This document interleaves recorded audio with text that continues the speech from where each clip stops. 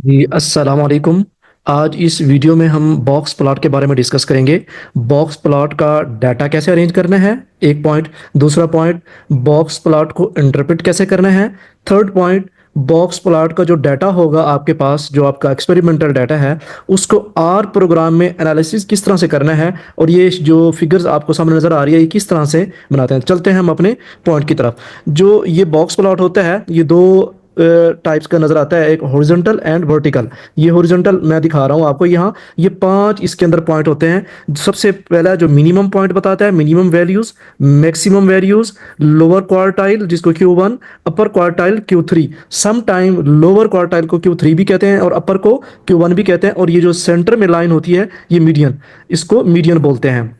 इसी तरह अगर हम पब्लिकेशन फॉर्म में देखें, डिफरेंट जर्नल्स में, डिफरेंट रिसर्च पेपर्स में जो होता है इसका इस तरह से होता है कि ये वाई एक्सिस है, ये एक रेंज होती है, और दूसरा ये एक्स एक्सिस है, ये और ट्रेड की रेंज होती है। जिन दो ट्रेड्स का, दो पैरामीटर्स का जिस तरह से उसको डिवाइड कर रहे हैं मुख्तलिफ क्लासेस में, मुख्तलिफ उसकी फ्रीक्वेंसी डिस्ट्रीब्यूशन में, जिस तरह ये कंट्रोल कलर को शो कर रहा है, ये 3 to 100 इस कलर को शो कर रहा है, ये डिफरेंट कलरिंग दिखाई गई है। इस तरह ये लोअर क्वार्टाइल, सॉरी ये मैक्सिमम अपर वैल्यूज, ये मिनिमम, ये माइनस में मिनिमम वैल्यू है, माइनस में यहाँ स्केल शो होता है कि मिनिमम वैल्यू कितनी है, मैक्सिमम वैल्यू कितनी है, और ये मिडल वैल्यू रेंज है, ये इस क्वार्टाइल का डाटा कितना कितना है। और ये फर्स्ट क्वार्टाइल, ये थर्ड क्वार्टाइल, ये इसको फर्स्ट कह लें, ये थर्ड क्वार्टाइल, जिस तरह आप इसको बनाएंगे इस वैल्यूज के हिसाब से। और ये डिफरेंट उसकी क्लासिफिकेशन है, कंट्रोल पे इतना है, 3 to 100 स्केल पे इतना, 3 to 30 पे इतना, 3 to 60 पे इतना, 60 to 100 पे ये इतनी इतना इसका है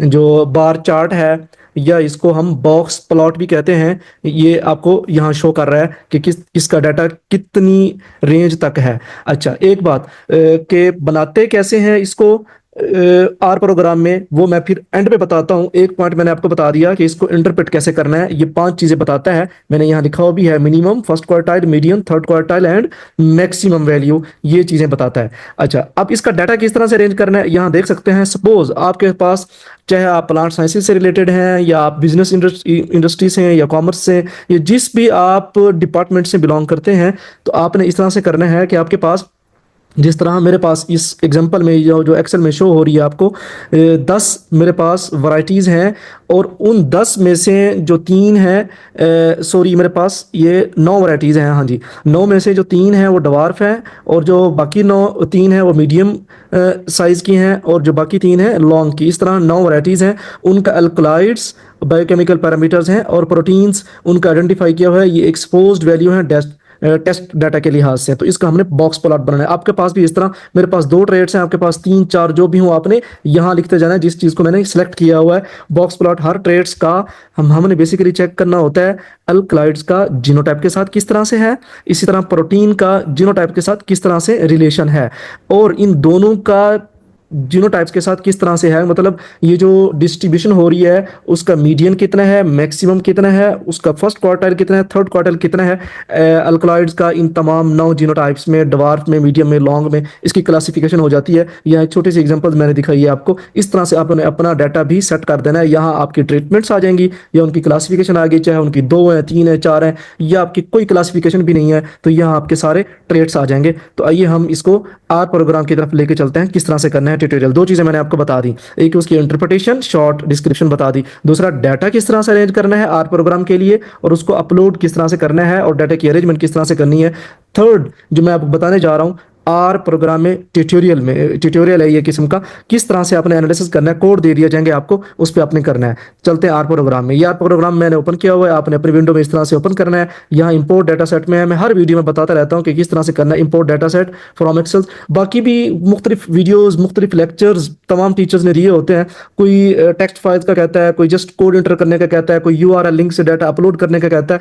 मैं यहाँ तमाम स्टूडेंट्स की आसानी के लिए, क्योंकि उन्होंने अपना डाटा करना होता है, एग्जाम्पल्स को नहीं करना होता, तो अपना डाटा एक्सेल में ही होता है हमेशा। कन्वीनियंट जो इजी है स्टूडेंट्स के लिए, वो एक्सेल में ही डाटा हमेशा रिकॉर्ड करते हैं और एक्सेल में ही रखते हैं। तो आपने भी इस तरह से अपना एक्सेल में बनाना है। तो एक्सेल का मैंने बताया। एक्सेल में बनाने के बाद आपने यहाँ ब्राउज करना है। यहाँ ब्राउज करने के बाद जहां भी आपका डाटा पड़ा होगा, मेरा इधर पड़ा है, टेस्ट बॉक्स के नाम से मेरी फाइल है, जहां भी आपके लैपटॉप में, सिस्टम में, USB में, जिस ड्राइव में भी आपका डाटा पड़ा होगा, आपने इस तरह से ले लेना है।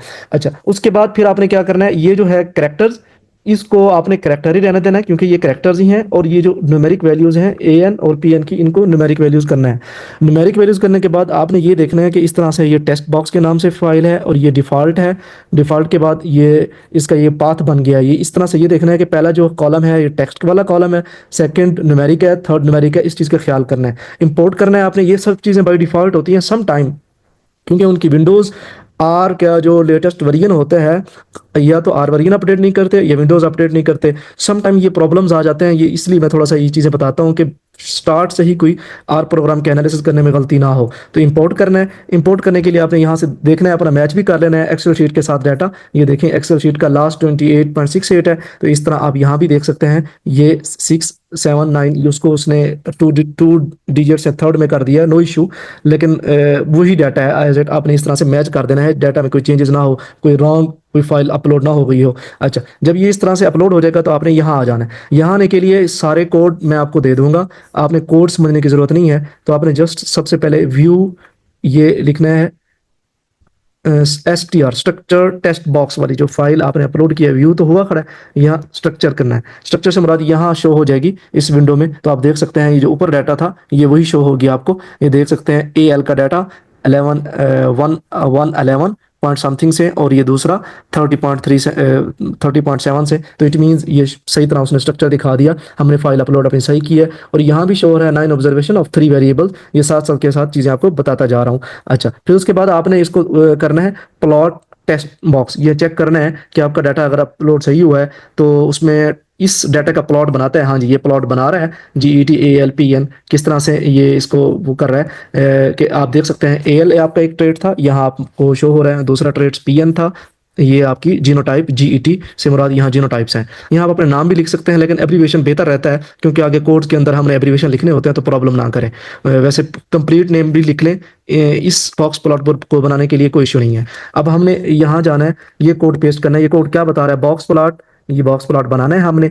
टेस्ट बॉक्स आपकी फाइल का नाम है। यहाँ आप अपना फाइल का नाम कोई भी रख सकते हैं, जो आपका फाइल नाम रखेंगे वही आप फिर इधर ही चेंज करेंगे। अदरवाइज यही रख लेंगे तो बेहतर है टेस्ट बॉक्स, क्योंकि ये आपको कॉपी पेस्ट करते हुए प्रॉब्लम नहीं होंगे। कोड मैं कोड वीडियोस के कमेंट्स में और वीडियोस के डिस्क्रिप्शन में मैं पेस्ट कर दूंगा, आपने वहां से ले लेना है। डॉलर साइन है, यहाँ डॉलर साइन से AL फिर PN।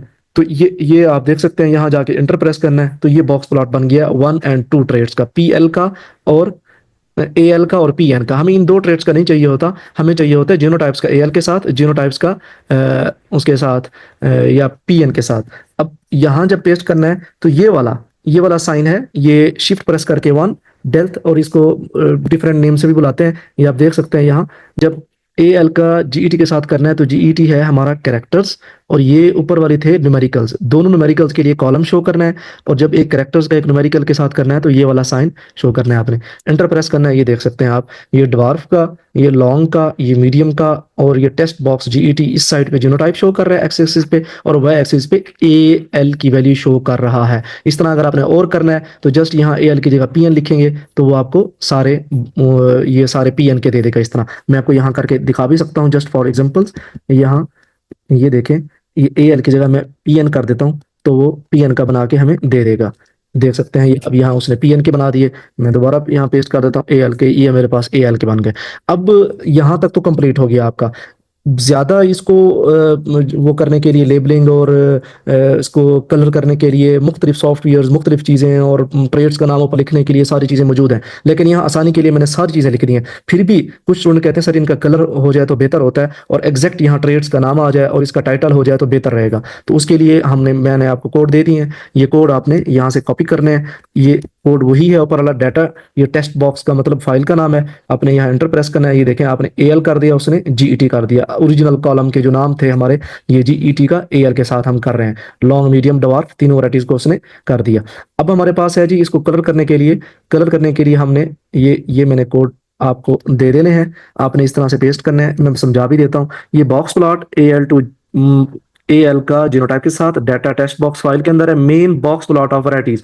ये जो मेन है, मेन का मतलब ये है कि इस पूरी फिगर्स का, ये आप यहाँ फिगर्स देख सकते हैं, ये जो चार्ट बना हुआ है, तो box plot of barley varieties, यहाँ आप अपने जिस चीज का ये बॉक्स प्लॉट बना रहे हैं जिस डाटा का, तो यहाँ वो अपना लिख सकते हैं एक्सपेरिमेंटल डाटा, एक्सपेरिमेंटेशन ऑफ फला फला, जिस क्रॉप के या जिस सब्जेक्ट के रिलेटेड आप हैं, तो ये हेडिंग को शो करता है। याद रखना, मेन का मतलब आपकी जो फिगर्स की हेडिंग होगी जिस चीज के बारे में वो कर रहे हैं।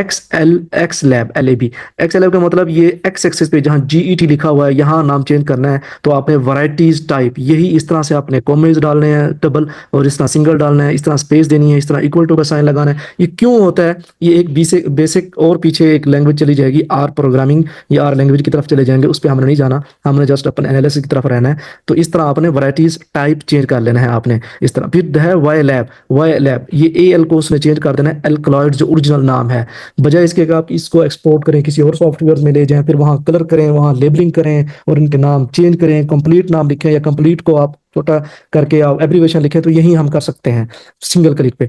तो वाइल ऐप को उसने एल्कलॉइड कर दिया। अब कलर है, कलर ग्रीन है, पूरे बॉक्स का कलर ग्रीन हो जाएगा और बॉर्डर का कलर जो है ये ब्लू हो जाएगा। तो आप देख सकते हैं यहाँ मैंने लिख दिया है, तो यहाँ जहाँ ब्रैकेट्स एंड हो रहेगी वहां जाके आपने एंटर प्रेस करना है, तो ये देख सकते हैं box plot of barley varieties आ गया। यहाँ वैरायटी टाइप्स हैं कि वैरायटी टाइप्स जो है मेरी वो डवार्फ, लॉन्ग, मीडियम है, और इसका नाम मैंने अल्कलॉइड्स रख दिया है। तो यहाँ दोबारा टेस्ट करके मैं कलर चेंज कर देता हूँ, ब्लू को मैं कर देता हूँ मिसाल के तौर पे, इसको हम कर देते हैं ब्लैक,